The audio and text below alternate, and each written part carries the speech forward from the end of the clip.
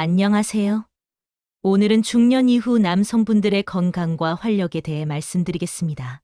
많은 분들이 고민하시는 부분인데 과학적으로 검증된 방법들로 충분히 개선할 수 있습니다. 여러분, 예전 같지 않다고 느끼신 적 있으신가요?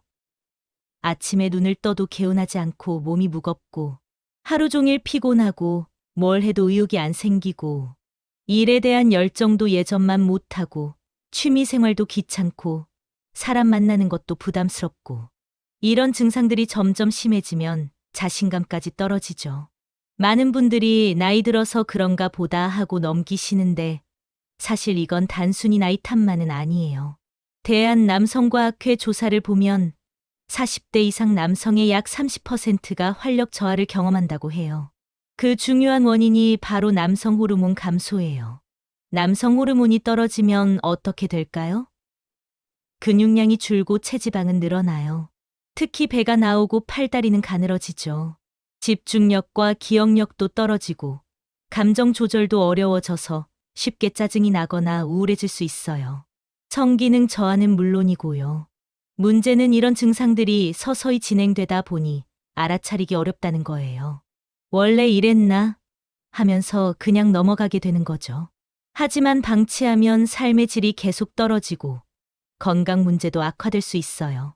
좋은 소식은 이런 변화가 자연스럽긴 하지만 적절한 관리로 충분히 개선할 수 있다는 거예요.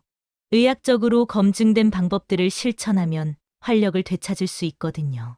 오늘은 그 세 가지 핵심 방법을 알려드리겠습니다. 먼저 우리 몸에서 어떤 변화가 일어나는지 이해해야 해요.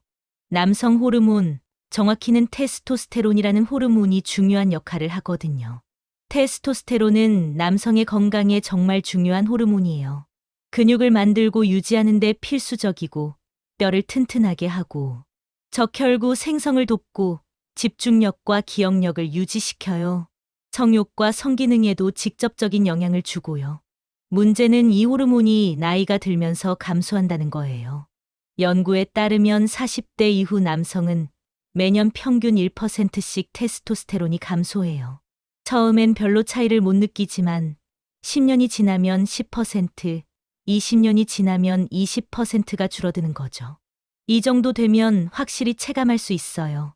왜 이런 일이 벌어질까요? 나이가 들면서 호르몬을 만드는 고환의 기능이 떨어져요. 또 뇌에서 호르몬 생성을 지시하는 신호도 약해지고요. 여기에 스트레스, 수면 부족, 운동 부족, 비만 같은 생활 습관 요인들이 더해지면 호르몬 감소가 가속화돼요. 테스토스테론이 부족해지면 구체적으로 어떤 증상이 나타날까요? 첫째, 피로감이 만성화돼요. 충분히 잤는데도 피곤하고 오후만 되면 극심한 졸음이 와요. 둘째, 기분 변화가 심해져요. 우울해지거나 불안해지고 사소한 일에도 짜증이 나요. 셋째, 신체 조성이 변해요. 근육이 줄고 지방이 늘어나는데 특히 복부에 지방이 집중적으로 쌓여요. 넷째, 성기능이 저하돼요. 성욕이 줄고 발기력도 약해지고 만족도도 떨어져요. 다섯째, 인지 기능이 떨어져요. 집중하기 어렵고 기억력도 나빠지고 결정을 내리기 힘들어져요. 이런 증상들이 단독으로 오는 게 아니라 복합적으로 나타나요. 그래서 전반적으로 삶의 질이 떨어지는 거죠. 하지만 이건 노화의 당연한 결과가 아니라 관리 가능한 문제예요. 첫 번째 방법은 근력 운동이에요. 이게 테스토스테론을 높이는 가장 확실하고 효과적인 방법이에요. 왜 근력 운동이 좋을까요? 근육을 사용하면 우리 몸이 더 많은 근육이 필요하다고 인식해요. 그러면 뇌가 호르몬 분비를 늘리라는 신호를 보내요. 특히 큰 근육을 사용하는 운동일수록 효과가 커요. 연구 결과를 보면 정말 놀라워요. 규칙적으로 근력 운동을 하는 남성은 하지 않는 남성에 비해 테스토스테론 수치가 평균 20에서 30% 높아요. 운동 직후에는 일시적으로 더 크게 올라가고요. 어떤 운동이 좋을까요? 스쿼트가 가장 대표적이에요. 하체의 큰 근육들을 모두 사용하니까 호르몬 분비 효과가 크거든요. 데드리프트, 벤치프레스 같은 복합 운동도 좋아요. 팔굽혀펴기나 턱걸이처럼 자기 체중을 이용하는 운동도 효과적이에요. 운동 강도와 빈도가 중요해요. 너무 가볍게 하면 효과가 적고 너무 무리하면 오히려 역효과가 나요. 적당한 무게로 8회, 1, 2회 정도 반복할 수 있는 강도가 좋아요. 세트는 3회, 4세트 정도요. 빈도는 일주일에 3회 정도가 적당해요. 매일 하는 것보다 하루 쉬고 하루 하는 게 근육 회복에도 좋고 호르몬 분비에도 효과적이에요. 한 번 할 때 30분에서 40분 정도면 충분해요. 처음 시작하시는 분들은 무리하지 마세요. 가벼운 무게로 시작해서 천천히 늘려가세요. 폼이 중요하니까 제대로 배우는 게 좋아요. 헬스장에서 트레이너에게 배우거나 온라인 영상을 참고하세요. 유산소 운동도 병행하면 좋아요. 걷기, 달리기, 자전거 같은 운동이요. 하지만 너무 과도한 유산소 운동은 오히려 테스토스테론을 떨어뜨릴 수 있으니까 적당히 하세요. 주 2회에서 3회, 30분 정도면 충분해요. 두 번째 방법은 영양 관리예요. 특히 단백질과 아연 섭취가 중요해요. 테스토스테론은 콜레스테롤에서 만들어져요. 콜레스테롤이 나쁜 거 아니에요? 하실 수 있는데 적정량의 콜레스테롤은 호르몬 합성에 필수예요. 극단적으로 지방을 제한하면 오히려 호르몬 생성이 안 돼요. 단백질도 정말 중요해요. 근육을 만들고 유지하는 데 필요하고 호르몬 합성의 원료도 돼요. 하루에 체중 1kg당 1에서 1.5g 정도의 단백질을 섭취하는 게 좋아요. 70kg이면 70에서 105g 정도요. 어떤 음식이 좋을까요? 달걀은 완전 식품이라고 불릴 만큼 영양소가 풍부해요. 특히 노른자에 콜레스테롤과 비타민 D가 많이 들어있어서 테스토스테론 합성에 도움이 돼요. 하루 2에 3개 정도 드세요. 두부 같은 콩류도 좋아요. 식물성 단백질이 풍부하고 이소플라본 성분이 전립선 건강에도 도움이 돼요. 소고기는 단백질뿐 아니라 아연과 비타민 B12도 풍부해요. 일주일에 2에 3번 정도 적당량 드시면 좋아요. 아연이 특히 중요해요. 이 미네랄은 테스토스테론 합성에 직접 관여하거든요. 아연이 부족하면 호르몬 수치가 급격히 떨어져요. 굴이 아연의 왕이에요. 한두 개만 먹어도 하루 필요량을 충족할 수 있어요. 호박씨, 아몬드, 캐슈넛 같은 견과류에도 아연이 많아요. 비타민 D도 필수예요. 햇빛을 충분히 쬐면 피부에서 합성되는데 요즘 사람들은 실내 생활이 많아서 부족한 경우가 많아요. 등푸른 생선, 달걀 노른자, 버섯 같은 음식으로 보충하거나 필요하면 영양제를 드세요. 반대로 피해야 할 것도 있어요. 과도한 음주는 간 기능을 해치고 호르몬 대사를 방해해요. 가공식품, 특히 트랜스 지방이 많은 음식은 염증을 일으켜서 호르몬 분비를 억제해요. 과도한 설탕 섭취도 좋지 않아요. 세 번째 방법은 수면과 스트레스 관리예요. 이게 생각보다 훨씬 중요해요. 잠이 부족하면 코르티솔이라는 스트레스 호르몬이 증가해요. 이 호르몬은 테스토스테론과 반대로 작용하거든요. 코르티솔이 높으면 테스토스테론이 급격히 떨어져요. 연구에 따르면 하루 수면 시간이 5시간 미만이면 테스토스테론 수치가 정상이 60에서 70%, 70% 수준으로 떨어진다고 해요.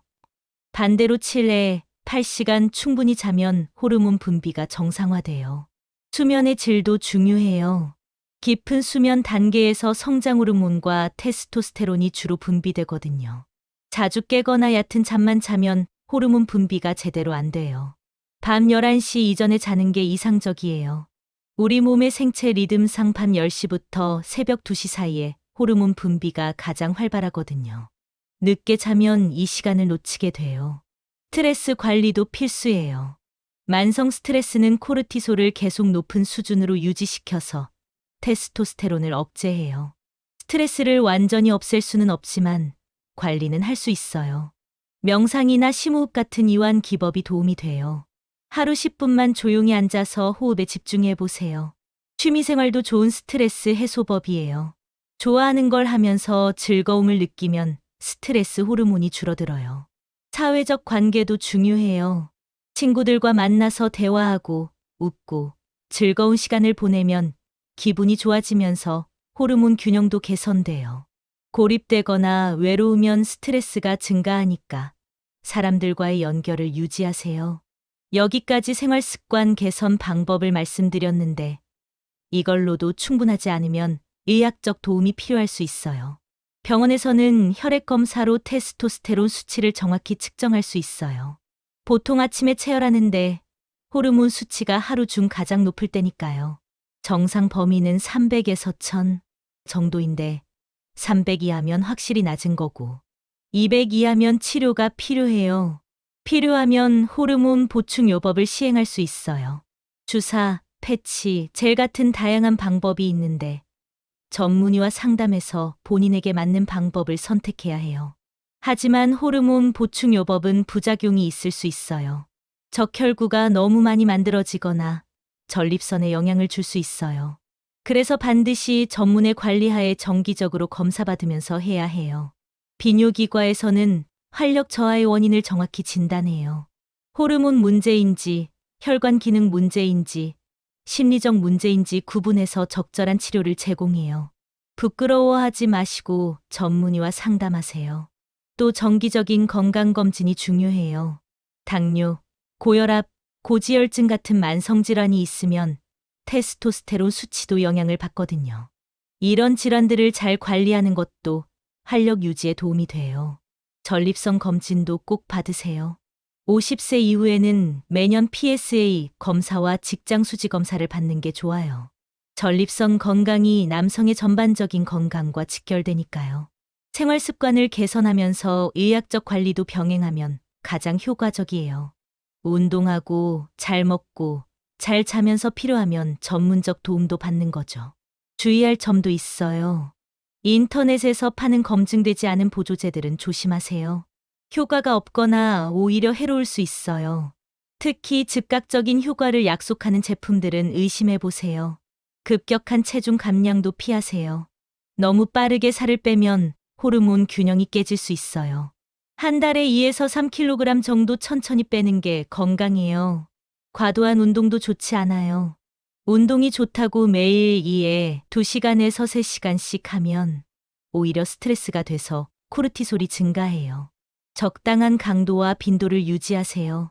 정리하면 이렇습니다. 남성 활력은 단순히 힘의 문제가 아니라 전반적인 건강과 자신감의 신호예요.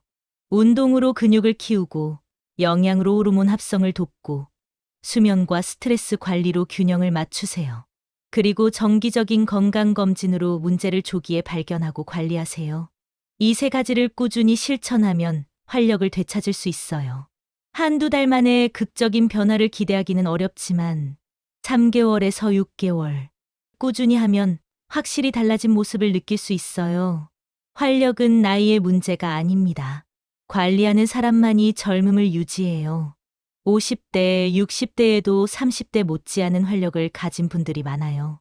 그분들의 공통점은 바로 꾸준한 자기 관리예요. 오늘부터 시작해보세요. 헬스장에 등록하거나 집에서 팔굽혀펴기부터 시작하고 단백질 섭취를 늘리고 일찍 자는 습관을 들이세요. 작은 변화가 모여서 큰 결과를 만들어낼 거예요. 여러분 모두 건강하고 활력 넘치는 노년 보내시길 바랍니다. 들어주셔서 감사합니다.